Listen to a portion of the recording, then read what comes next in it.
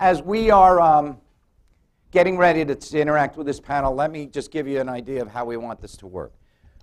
We are really, really, really keen on the fact that what we don't want to do, with a couple exceptions from really exceptional speakers, we don't want to have lectures and notes. We want to have dialogue. So we've got a really great panel here. I'm going to introduce them, folks. I'm going to introduce the panel, and then I'm going to come down it, my left to right, and ask each of the panelists, thinking in terms of what they've heard thus far today, but also bringing their own skill sets and perspectives to the table, in about 4 minutes each, guys, what are the top 3 or 4 things, their own, if you will, critical ideas or success factors, that they want you all to know, hear about, and be able to dialogue and add to as you consider your planning tactics, okay? So once they've done that, what I'd like for you all to do is to be jotting down some questions. Look, I know some of these people. They could speak for the entire 45 minutes and be entertaining, believe me. So ask questions that allow them to explore and deepen their thoughts, because we're only going to give them about 4 minutes to give us their original thoughts. And then we want, remember the Phil Donahue thing? Now's the time. So one ground rule for you, no social loafing. Don't wait for everybody to ask your question. Remember, you're in the room because you're uniquely talented, and if you don't engage, we don't get the benefit of your tacit knowledge. So everybody, please start to get yourselves ready with questions as I turn to our panel, and if I could, let me quickly introduce them. Byron Zuidema is the region. His name is really hard to pronounce. I've known him for 100 years, and like 5 years ago, he chastised me publicly for mispronouncing his name, something I'm pretty sure he won't do to you, Ken. But Byron Zuidema is a dear friend, and I need to tell you, among the 3 or 4 most knowledgeable people in workforce development, in my opinion, in the country. He also happens to be your regional administrator from the U.S. Department of Labor out of Chicago. And Byron, I want to thank you personally and on behalf of Harper for taking the time to be with us. Dr. David Schuler is the superintendent of High School District 214. I've had the opportunity to work in settings like this with David, and he is really good. I love it.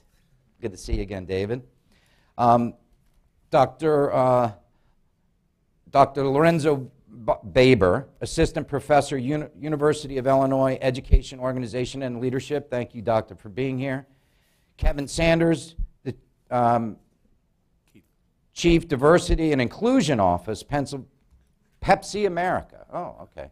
It's not your title, it's my eyes. Thanks, Keith, for being here. And Dr. Margaret Lee, President, Oakton Community College. Doctor, thanks for being here. So why don't I get out of your way, and Byron, starting with you, give us 4 minutes of your best thinking. What do we need to know, Byron? What should we be thinking about when we start our dialogue and our planning activities? Thank you, Rick, and good afternoon to all of you. And if I had the definitive answer on that, I'd be making the big money like Rick instead of working for the federal government. But I will give it a shot.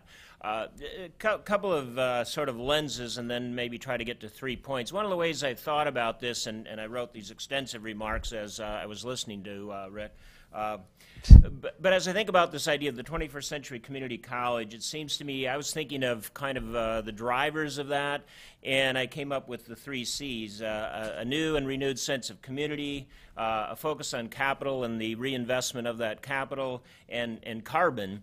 And I say that last one because I think the first 2 are greatly going to be influenced moving forward by this whole idea of green, if you will, in quotes, renewable energy, et cetera. So I think those are sort of some backdrops that I think of.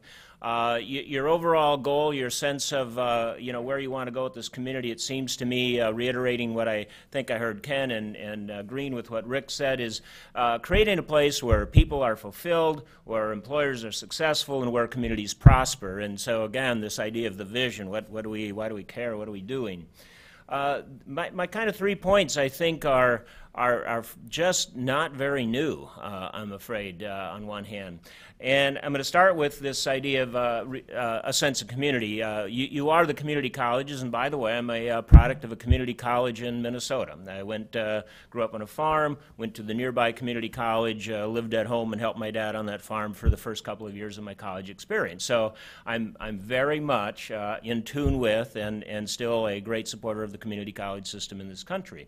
But that sense of community that I felt back when I did that is just so so fundamentally different than today. We did not have a computer lab. I was not hooked up to the internet. We didn't do all those kind of things. So community today, yes, understanding that you're geographically based, and I don't advocate for ever forgetting that or losing the anchor point, but understanding community also as this incredibly networked thing that networks around social networks, it networks around sectors, and understands how that network works, and making that sense of community as vitally important as your sense of geographic community without giving up on either. Where that sense of community is established by real data, by real interests, and by real action. So that renewed sense of community and that redefining of community as part of the community college acronym itself, I think, is vitally important. Lifelong learning. You know, and this is one of those things that I think when even the phrase itself, maybe we need to recoin it, but lifelong learning, I think a lot of people have a been there, done that kind of reaction. But this kind of lifelong learning I'm talking about has to be much more seamless, where the learning environment and the working environment are completely blended, where workers are learners, where workers are teachers, and where there's a totally interactive environment, and where in that lifelong learning there are pathways for people. I could spend the entire 45 minutes just on this phenomenon of the shrinking middle class and the data around it, and the fact that it's a little scary, but also that there's optimism, and a community college seems to me as one of the fundamental building blocks to reestablish that concept of a growing middle class. And finally, that in doing that, in figuring out how we have lifelong learning, that we've got to both certify and credential. Certify in the sense of, in Kansas, a PhD used this term, so I think I can too with great aplomb, chunky certifications, meaning we figure out just that right way to chunk together curriculum and chunk together a certificate that says Byron's got that piece, and that I can take my chunks and I can build them into credentials that can move me forward in my pathway. So those are a few of my thoughts. I think that they're not terribly different, but I do think, with all due respect for most places that think they have figured this out, that they have not, because I have not seen it in the thousands and thousands of dislocated workers being shed out of our economy. And so finally, what I suggest to you is that at community college, you help figure out how dislocated workers, by the hundreds and by the thousands, are not just that, but they are turned into the new asset, that we can figure out how to define them in the same tangible way that in Dayton, Ohio last week, I heard them go through the GM facility and talk in a sort of piece-by-piece way of that facility, how it was an asset to the community and how it should be reinvested for the tangible value of the community. But I did not hear them talk about the 1,400 laid-off workers in that same sense. They were merely laid-off workers, and I think that's one of our challenges. Awesome. Thank you, Byron. Thank you very much. Thanks. I guess one of the things I would start off by saying is, Ken referenced that student success goal at the very beginning of his remarks. And what's wonderful from the perspective of Nancy and Tom and I is that we're part of this conversation, because it's really important to us that it's not a Harper definition of student success, but that truly is a community definition of student success.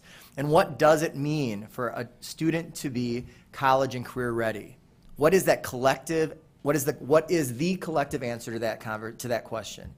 And that then really can drive the rest of our conversations. But if our answers are different to everyone in this room or among the different stakeholders, it really makes it challenging for us to engage in true collaboration. And so one of the things we spend a lot of time, and I think we should spend a lot of time talking about in Birth to 20 education, is how do all of us reach down and push up? How do we reach down at the community college to K-12s, us at the high school level reaching down to our elementaries, our elementary districts reaching down to prenatal families, talking about, all right, how can we help prepare students for the next step, give them the right skills, so that when they leave us, we can push them up and they can experience even higher elevated levels of success.